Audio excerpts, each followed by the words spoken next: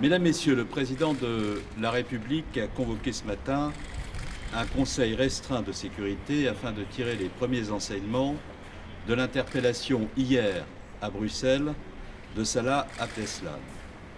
Soupçonné d'être l'un des principaux responsables encore en vie des attentats du 13 novembre dernier à Paris, qui ont coûté la vie à 149 personnes, il a été arrêté au terme d'une longue traque. Actuellement en garde à vue, avec 4 individus, Salah Abdeslam devra répondre de ses actes devant la justice française. L'exigence de justice, c'est ce qu'attendent toutes les proches des 130 victimes et l'ensemble de nos concitoyens. Le gouvernement est déterminé à ce que toute la lumière soit faite.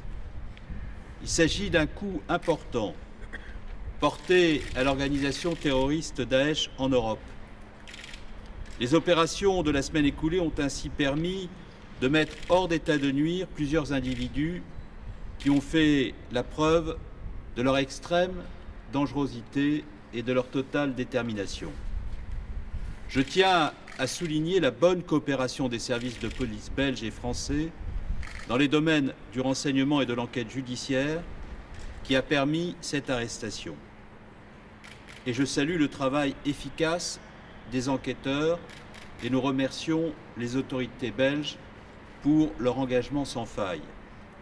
Je rappelle à ce titre que plusieurs policiers de la Direction centrale de la police judiciaire et de la brigade criminelle de la préfecture de police de Paris ont pris part à l'opération qui s'est déroulée hier en Belgique dans le cadre de l'équipe commune d'enquête franco-belge mise en place dès le 16 novembre 2015 sous la direction des autorités judiciaires belges et françaises.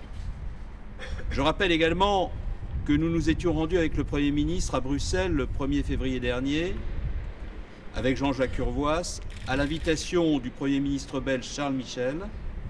L'objectif de cette réunion était d'améliorer les conditions de la coopération franco-belge en matière de sécurité, de renseignement, de police judiciaire, de lutte contre la radicalisation.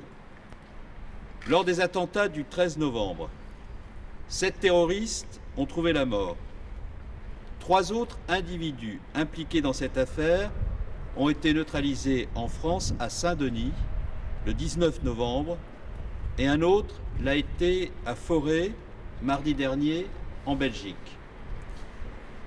D'ores et déjà, dans le cadre des procédures ouvertes à la suite des attentats du 13 novembre, 10 individus ont été mis en examen, dont 2 en France et 8 en Belgique.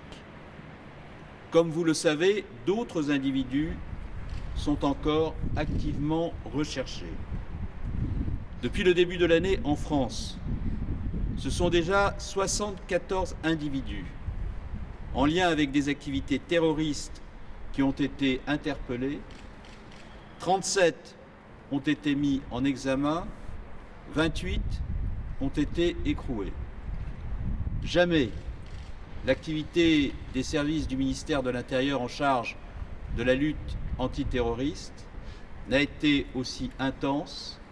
Cette activité se poursuivra.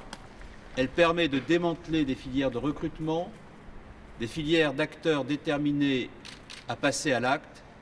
Cette action très forte des services français de sécurité intérieure et de sécurité met à l'abri les Français du risque terroriste.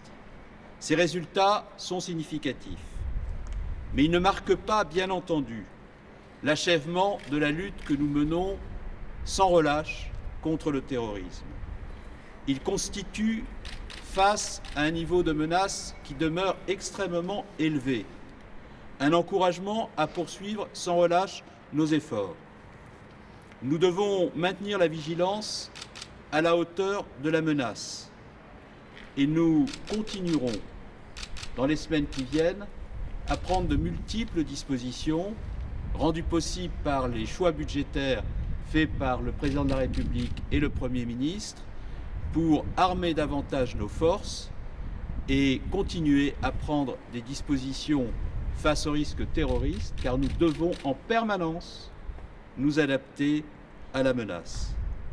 Le président de la République et le Premier ministre ont rappelé au cours de ce Conseil de sécurité la détermination totale de notre pays à juguler la menace terroriste. Nous gagnerons la guerre contre le terrorisme en agissant sans trêve ni pause. Je vous remercie.